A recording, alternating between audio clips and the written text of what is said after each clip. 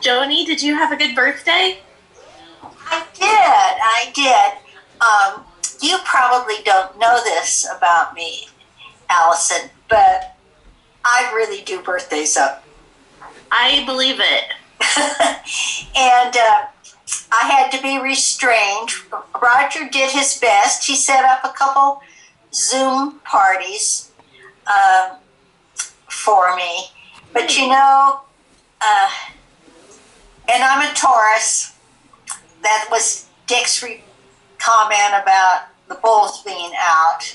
But I celebrate for a season, high season, which is 2 weeks on each side, and low season, which is a month on each side of that. You didn't know this, did you, Vince? I kind of knew. You told me before that you were very much about a birthday month, so I believe it. Yep. So I'm not surprised, Joni. I'm not. So I'm still at it. But what I really need help from the club on is how to have the end of the year celebration with a Zoom party. I'm just really struggling with that. And Robert, you look young in that picture. Yeah, not anymore. How long ago was that taken? About 3 or 4 years. 3 years. I'm much grayer. Happy birthday, Todd. Todd's birthday. Today's Todd? Todd's birthday. Thank you. I appreciate that. You're a Taurus too? I'm actually, most of the time I'm a Gemini. Sometimes I see that I'm included in Taurus. Okay. Stops the 20th. Okay. How is everybody? It's been rough not having in-person meetings. Yeah. Yes. Yes. Well, I think we will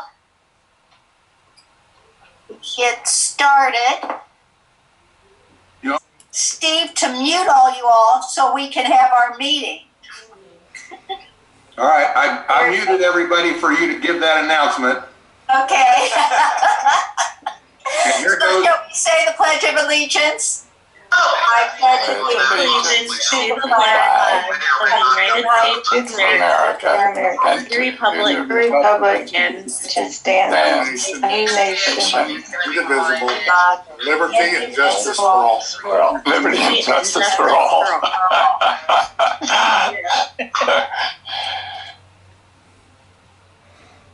There he is. You guys have just been the best. You just are flexible. You hang in there, have a good sense of humor. As we ask people to do little things so that we can forge ahead, everybody has just been very generous, and I thank you. I thank you very much. And it's wonderful to be able to talk to you, see all of your faces, and not have you be able to talk back to me. That is just the best. So I don't think we have any guests to introduce today. And I am going to mention our cup money. You know, our cup money has kind of had a struggle since we haven't been meeting face to face, but you can now go onto our website, and there is a place that you can make a donation to the cup money electronically. This month, our cup money is going to the Cappers Social Language Assistance Program, and I've asked Sandy Crawford to share with us what that is. Sandy, go ahead. So you need to unmute, Sandy. I unmuted myself. Okay. Well, thank you for allowing me to be here and for supporting Capper Foundation. Our mission is to build abilities and empower people of all ages living with disabilities. And our speech pathologist and sometimes our behavior analyst work with children who need help with pragmatic language or social language skills. Those would be things like how to enter a conversation, understanding body language, things like volume of your voice, your inside voice versus your outside voice, watching facial cues, things like that. Children with autism, attention disorders, other learning disabilities might not know those social language cues, and so they might be able to talk and have a conversation, but they may just butt in. They may start on a conversation of something that's interesting to them and not what was being talked within the group, those types of things. So with this CUP money from Rotary, we're going to be able to purchase some pragmatic language assessments and some other resources that we've had on our wish list, honestly, for quite some time. And this will really help our therapists be able to work with children with language difficulties. So thank you very much for the opportunity to share with you that information, and thank you for the support for Capper Foundation. Good to hear from you, Sandy. And you're welcome to stay for the meeting and learn about... Well, I would, and I appreciate the invite, but I've had 3 Zoom meetings already today, and I've got to get focused on grant writing. So I'm going to quickly exit, but thank you again for the opportunity to be here. You're welcome.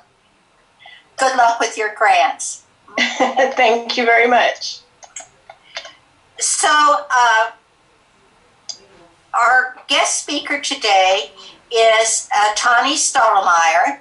And Tawny, I did not get a resume from you, so I'm going to make up a story about you. Tawny is the Executive Director of the Community Action Program, and today she's going to share with us about the Community Care Station, and that's there at the corner of 29th and Wanamaker, I believe. Right.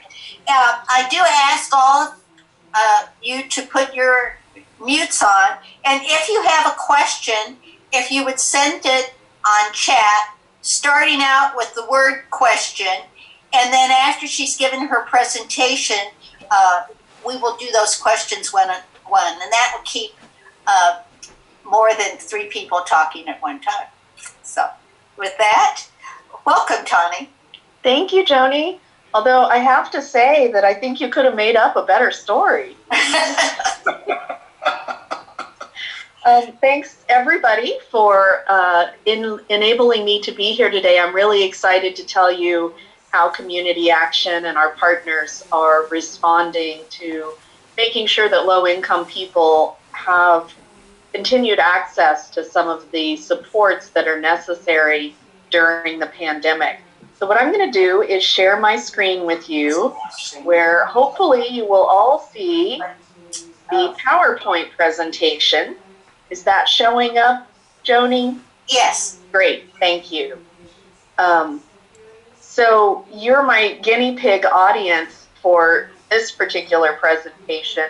I know that a lot of request or interest is coming in from some of the things that we're doing. So started to put this together, and I've decided to call it Service and Collaboration on the COVID Trail, because it certainly has been and will continue to be a journey. Let's see, let's make sure I can make this move forward. Oh, there it is. So first of all, let me just tell you, Community Action, if you don't know about us, is a local nonprofit organization. We typically operate programs and services that people know about, even though they may not know our agency, like Head Start and Early Head Start or weatherization. We do affordable housing, we do rent and utility assistance, and everything that we do is targeted towards helping people move away from poverty and towards prosperity. When the pandemic hit, we knew that we were going to need to change up a little bit to make sure that basic needs were being met, not only for those folks in our community that are already low income and would be further affected by the pandemic, but also for people who would be experiencing a low income or lower income status for the first time, maybe ever in their world, because it all begins with basic needs. So the first thing that we did, and I found myself doing when some of the public health orders came out, was really advocating that human and social service agencies have to be on the essential list. And I can't say I had to advocate too hard, because that was easily recognized by the leaders in our community. But some of the things that we knew we would be facing are, of course, food and supply shortages, that people would need access to those things. Low-income workers typically can't work from home. And so we're talking about people who would need supports while they continued working, or would lose their jobs because they can't work from home. Our workers also lost childcare and jobs. And then, of course, as I mentioned earlier, middle class have had the rug pulled out under them. And we're seeing a lot of people who have no idea how the social service system works, or where to go, or where to ask for help. And healthcare access and affordability remains a concern. So even if people did have jobs, the enhanced health concerns of this time would provide financial burdens for those people. So we knew that human and social service agencies had to be essential, and advocated for that. And then the second thought was, how can we deliver services during the pandemic? Because so much of what we do is face with customers and requires signatures and paperwork to be turned back and forth, because at the end it is all a bureaucracy. And that's when the idea came up, we need a drive-through. We need a place where people can stay in their vehicles safely amongst themselves, and we can stay in an environment that is safer and secure, but still continue those services. So I became a drive-through stalker. I went around town looking at buildings and seeing what's vacant, what's available. And in fact, I became a very persistent drive-through stalker. Once I identified buildings, I started asking questions. I started really being a bee in folks' bonnet about, is a facility available? How might we be able to use that? And I'm pleased to say that it wasn't long until I got a call from Capital Federal representatives saying the building that I had identified, the one at 29th and Wanamaker, could be made available for a social service care station, which is what we set up. So I think that persistence really paid off, not to mention that Capital Federal is very generous in our community to begin with. So this is the facility that we're working from here at 29th and Wanamaker. We are right between, on one side of us is McDonald's, and on the other side of us is the Hy-Vee gas station. So we're talking about prime real estate. And of course, this building has 4 drive-up windows, and they were still operational. And yes, we've all taken a turn playing with the pneumatic tubes, because that's everybody's bucket list dream, is to figure out how the bank drive-through works. No, we cannot get into the vault. So just put those questions right there out in front. But the drive-through stations made all of this feasible.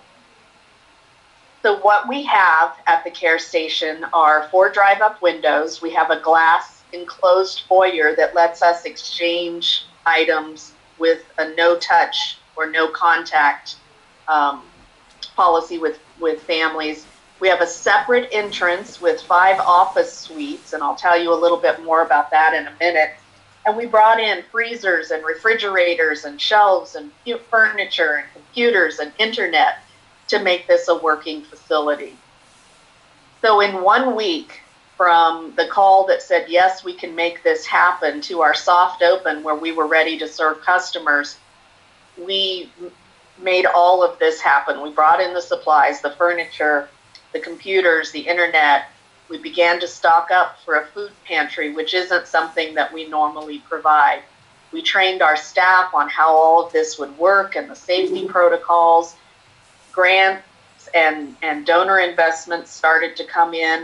The Topeka Community Foundation responded immediately to our requests, as did the United Way, Sunflower Foundation. So we had a lot of partners going into this. We got signs up so that hopefully people would be able to find us. You would be amazed at how many people still drive through asking to make a deposit or make a withdrawal because they think we're a bank. We take their deposits. We don't tell them. I'm kidding. But I want to talk a little bit about safety. And here's a lovely, amazingly close-up picture of me that I didn't expect to be that big in the mask, because we know that safety is really important. Even though we're not having a lot of public contact, you still have to maintain those safety procedures. So we're following the guidelines of our county. We're following the guidelines of the CDC. Everyone who comes into the station is screened, goes through the screening checklist, and has a temperature check. We've stocked up on cleaning supplies. Of course, this was at the beginning of our stay here. That shelf is a lot more blank at this point. But we are relying on the good old bleach water and Dawn soap and water mixture for cleaning and disinfecting. And then we've also got, if you can see over on the office side, our office suites are set up with plexiglass barriers so that if personal interaction occurs, we have that barrier there. We follow an hourly sanitizing and disinfecting routine on all of our surfaces and shared spaces. And then we disinfect anytime a customer transaction has occurred. So we're really working hard to cover the bases there. After that soft open, we held a press conference 4 days later. That's actually a picture of me right there. I looked a lot more put together at that point in time. We live streamed that press conference. I was so excited to see that it got over 3,000 views on Facebook, which meant that the word was getting out, hopefully to folks that needed it. And here's a picture of our team looking bright and shiny on that day. That was the last time we looked this put together, because once the information got out, we became very busy at the care station. So what we're offering today is access to any regular community action service. So the things that I told you about earlier are all still available here. So people are calling and coming in to complete their applications for early childhood, through our Head Start and Early Head Start programs, applications for weatherization, rent and utility assistance, all of those things. We also started the food pantry, and with that, we're able to work with a new startup group called We Topeka for free food delivery to households that qualified. We have fuel cards available, laundry services, taxes, notary services, computer and internet usage, and access to the station, through the station, to other social service agencies, as well as 4 other social service agencies. I'll speak about that in a little bit. We have 2 bilingual staff here all the time, so we're able to meet that need as well. Pretty soon, donations started coming in. Hill's Pet Product and Topeka Rescue Mission both worked with us to make sure we had pet food available in addition to people food. And it's amazing to me how often somebody will stop by and say, hey, I just went to the grocery store. I picked up these extra items that I want to donate for people who need it. So we have that type of occurrence. And of course, we're working with harvesters to bring in the bulk of our food. And we've got a system worked out where customers come in, we give them a sort of grocery shopping list, and they get to choose what types of items they would like to receive. That helps really normalize the experience for anybody that's going through our process here. And it keeps, our 99-year-old grandma from getting gummy worms if she doesn't really need or can't use a product. So we're trying to make sure we're not being wasteful about the food. Since we've opened, we've been able to work with Peggy's tax services to reopen some free tax prep for folks here in the community. When the pandemic hit, our VITA and AARP sites had to shut down. And most of the volunteers with both of those organizations are in high-risk populations for the COVID virus. So we dug deep into our pockets and found a little bit of money, and Peggy has worked with us to make that an affordable resource so that we are able to provide income tax preparation services for people who would normally have used those free services. We're working with Be Well Market at the corner of 6th and Quincy to make fuel cards, $10 fuel cards available, because we know that 29th and Wanamaker is not the easiest place for a lot of people to access. And Village Cleaners is working with us on laundry services. They will do 20 pounds per person of laundry for folks who normally are using paid laundry services during this time. And they'll pick it up, take it away, wash it, clean it, dry it, bring it back, fold it, and deliver it to the individual's house.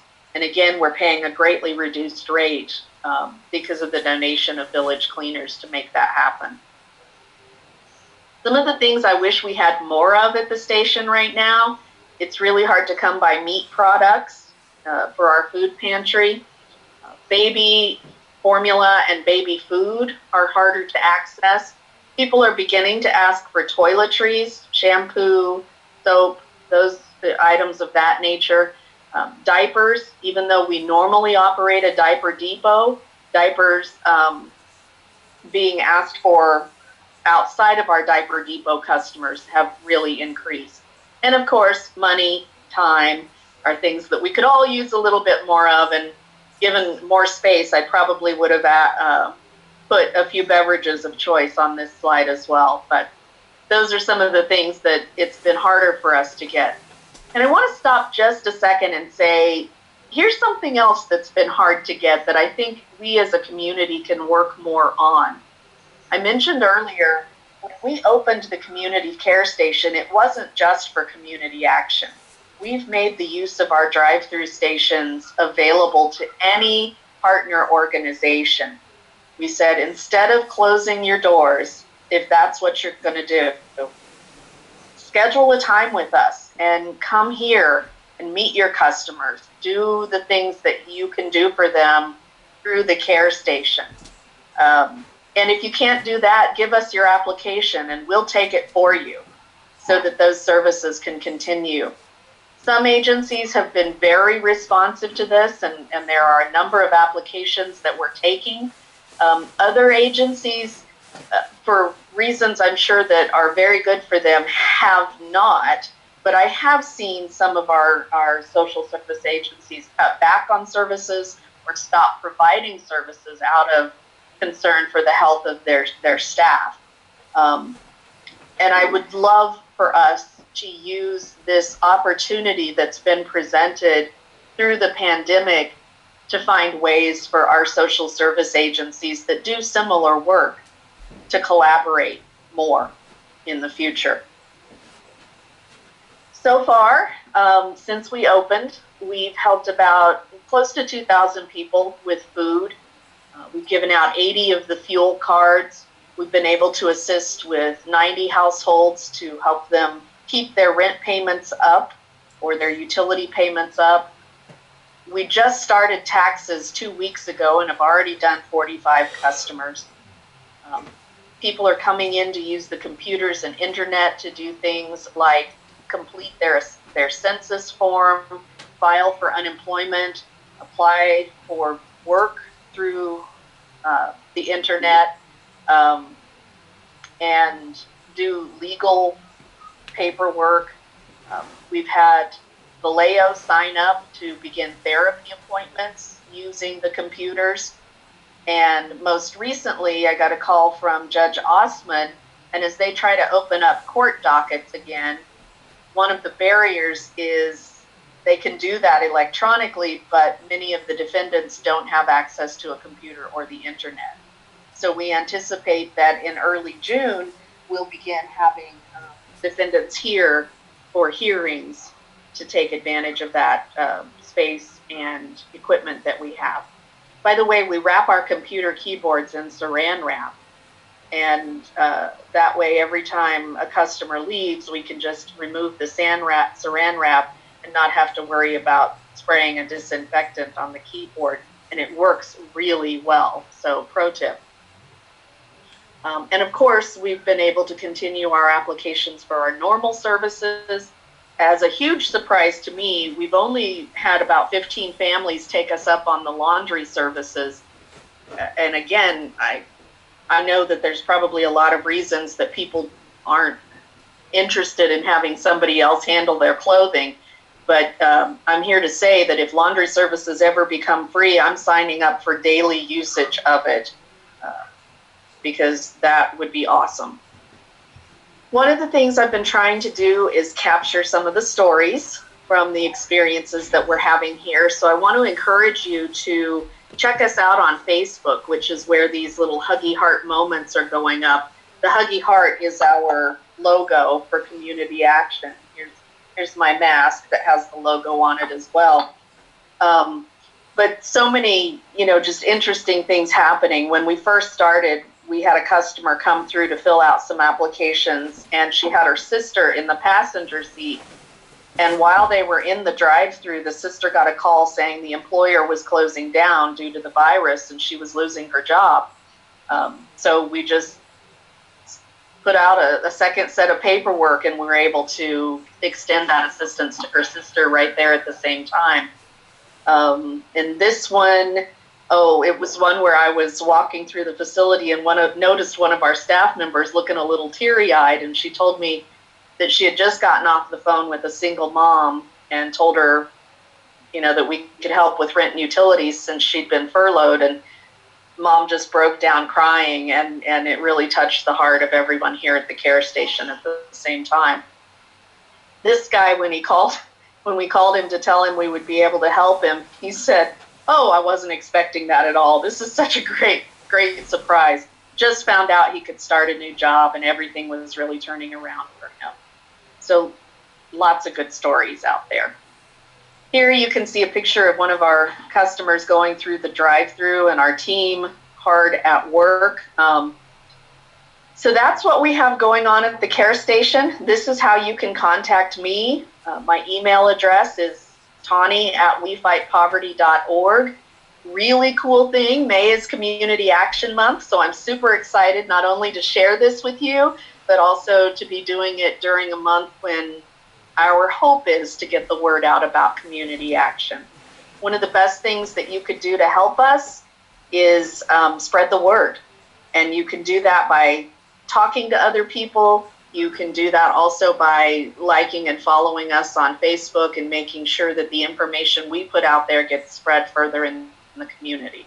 So I'm going to stop there because you're probably all falling asleep at this point, and see if there are any questions that I can answer. I don't have any on the chat, but if you do have a question, type it up real quickly and I'll pass it on. Tawny, how long do you think you will continue this service at this location and the way you're doing it? That's a great question, Joni. So I might suggest to you to turn off your PowerPoint. Sure. Stop share. There we go.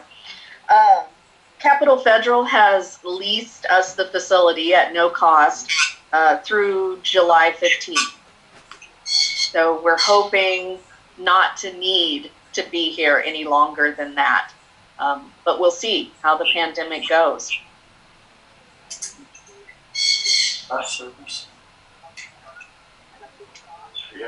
Another exciting thing that has happened that I can break this news here. During this, we began talking to representatives of the LDS Church who approached us about our food needs for the food pantry. And during that conversation, it became, we helped make them aware of a program we wanted to start, a companion program to our diaper depot that would provide period supplies to women in our community who had trouble accessing and paying for those. So the LDS Church rallied together. They really liked that idea and have helped us underwrite the necessary funds to start a period pantry in Topeka. Great. And I do have a few more questions now. One is, do you help people find jobs? Do we help people find jobs? Not specifically, although many people are coming in to use the computers to do that. There should be 30. Okay. What about voter registration? Yes. So we have some technicalities about how community action can do voter registration because some of our programs like Head Start are federally funded. So we have to be really careful about how we do that. But we do have the resources to help people register to vote. And then the bus line for some of your customers to get to the care station. Can you describe that for us? So exciting to report. Not only is the free bus service extended through the end of June now, thanks to Topeka Metro, but they stop right across the street from the care station. So it is amazingly convenient. The difficulty that we have with that is if they're coming for the food pantry, we have to make sure that the supplies we send back with them can be carried back on the bus. Okay, great, thank you. Are there any other questions? I'm just not used to you guys being so quiet. Well, Tawny, we thank you very much for sharing your story with us. I've driven by there several times, but I really didn't know what it was all about. So getting the full story. And what I like about it is, for example, having help with the taxes or the laundry and seeing small businesses help support our community. And so then I think it behooves us to support the small business that is helping the communities too. So thank you very much. I have one last chat comment, and that is just how impressed they were with you, with the work that you're doing and the amazing impact that you're having. So Tawny, thank you very much. And pretend like you're hearing everybody clapping. Great, thank you, thank you.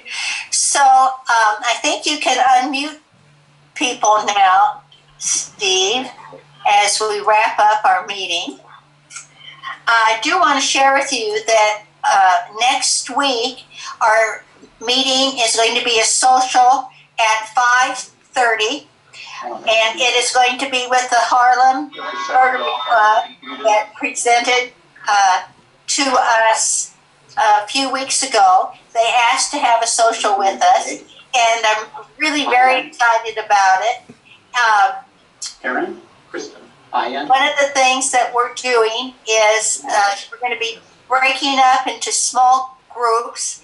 My email that came out earlier this week, I think, shared with you the proposed group discussion. So we'll break up in small groups and talk about a variety of topics. And there'll be 2 breakout times. So if there's more than one topic that you want to discuss with other people.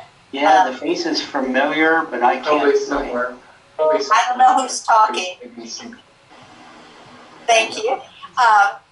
Anyway, 5:30 next week, you'll get the information about it, and we're very, very excited about it. There's a slim possibility, I don't know that this will happen, that Senator Moran will be joining us at that social. So that would be good. And with that, we will end with the 4-way test. And so, Things we think, say, or do. is it the truth? Is Is it fair to all concerned?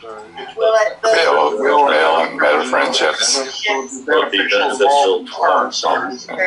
Will it be fun? And is it kind? God. Thank you all. Have a good God. weekend. Thank you, Joni.